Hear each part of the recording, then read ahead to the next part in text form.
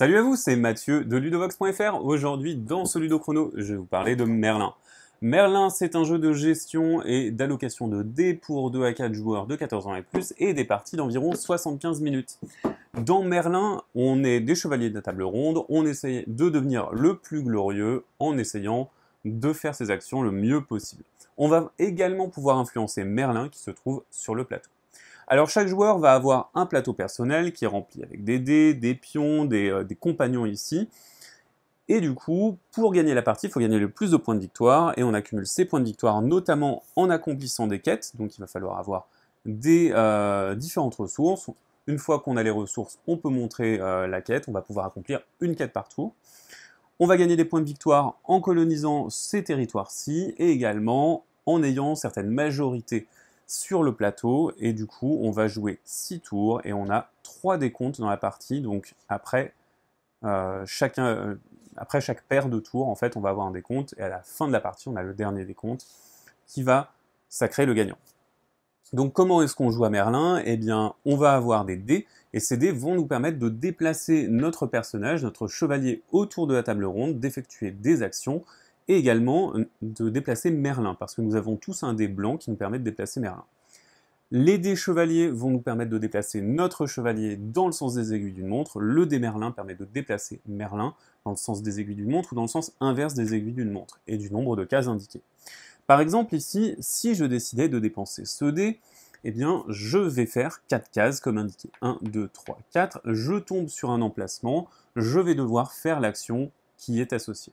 Alors, on a beaucoup d'emplacements d'actions avec des actions très particulières. Je ne vais pas rentrer dans le détail dessus. Ça va être de la transformation de ressources, de l'échange, etc. Mais on a quand même des emplacements assez emblématiques qui sont les emplacements de château. Donc, les emplacements de château, lorsqu'on se retrouve dessus, on va pouvoir placer un de nos compagnons. Donc, vous voyez qu'on a 4 compagnons, il y a 4 tentes ici. Chaque tente est associée à un compagnon et chaque compagnon a un effet particulier. Par exemple, si je place le compagnon tailleur de pierre, je récupère une pierre dans ce château, je la place dans ma réserve. J'aurais pu récupérer un bouclier, un drapeau ou placer un jeton d'influence. Alors, à quoi est-ce que ça sert tout ça? On va avoir des envahisseurs ici qui vont nous faire des malus si on les repousse pas avant le décompte. Pour les repousser, il va falloir le bouclier qui est associé. Donc là, par exemple, ici, j'ai déjà un bouclier bleu, mais il me faudra un bouclier gris et un bouclier marron pour ne pas perdre de points de victoire. On va avoir des drapeaux. Les drapeaux vont permettre de remplir certaines quêtes, ce sont des objectifs, mais ils vont également pouvoir être sacrifiés pour avoir des effets particuliers. Par exemple, le drapeau orange, ici, si je le prenais, il me permettrait à un tour ultérieur, lorsque je le dépense, d'effectuer l'action sur laquelle se trouve un autre chevalier et pas moi. Il y en a d'autres qui vont permettre de retourner son dé, de défausser des mercenaires, d'aller dans le sens inverse des aiguilles d'une montre, de faire l'action opposée à soi. Donc vraiment, on va pouvoir manipuler le plateau et avoir un petit peu plus de marge de manœuvre grâce à ces drapeaux.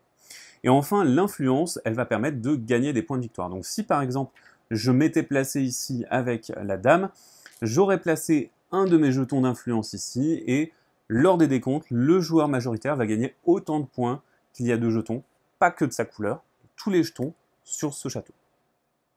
Voilà pour globalement comment ça va se passer. Maintenant, je vous ai dit qu'il fallait coloniser ici. Eh bien, c'est tout simple, on a une action ici pour construire.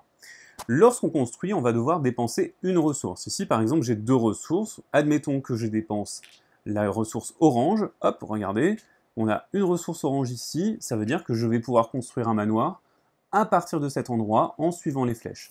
Donc j'ai plusieurs emplacements sur lesquels je peux construire. Donc là, par exemple, je pourrais très bien construire ici ou là, par exemple. Alors pourquoi construire à un endroit plutôt qu'à un autre? On va essayer d'obtenir des majorités sur des territoires, parce qu'on va gagner autant de points à chaque décompte que le nombre d'emplacements sur un type de territoire. Donc là, par exemple, on a une grande chaîne de montagnes de 6 cases.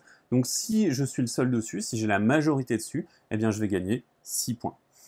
On va également pouvoir construire sur les tours pour avoir des bonus immédiats qui vont nous donner n'importe quel jeton d'influence, ou alors n'importe quel drapeau, ou alors n'importe quel bouclier. Voilà pour globalement comment ça va se passer. Maintenant, il y a 2 petites actions un petit peu particulières que je dois vous expliquer.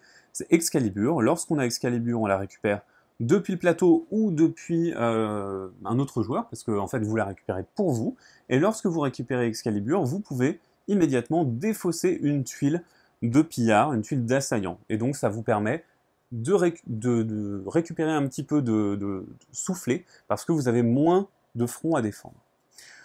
Si vous avez Excalibur lors d'un décompte et que vous avez vaincu tous vos assaillants, vous avez également un petit bonus. Et enfin, on a le Graal qui se récupère également de la même manière en allant le chercher. Donc lorsque vous récupérez le Graal, vous récupérez une pomme qui vous permet de changer la valeur d'un dé comme vous voulez lorsque vous dépensez cette pomme. Et lorsque vous avez le Graal, vous tranchez toutes les égalités pour ce qui concerne les décomptes d'influence.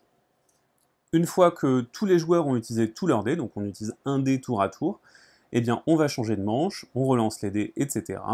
Lorsqu'on doit passer un petit bâton comme ça, on fait un décompte, donc je vous ai expliqué comment ça marchait, et à la fin du 6e tour, on va faire le dernier décompte, les ressources inutilisées, les pommes et les bâtons de Merlin, que je ne vous ai pas expliqué, vont vous donner des points de victoire. Alors qu'est-ce que c'est ces bâtons de Merlin? En gros, Merlin, lui, donc il peut avancer dans les deux sens comme je vous l'ai dit, et lorsqu'on dépense un bâton de Merlin, lorsqu'on active Merlin, eh bien on va pouvoir faire l'action sur laquelle il se trouve 2 fois. Donc on va pouvoir vraiment avoir des accélérations, marquer beaucoup plus de points d'un coup, ou alors planifier stratégiquement pour faire ce qui embête nos adversaires.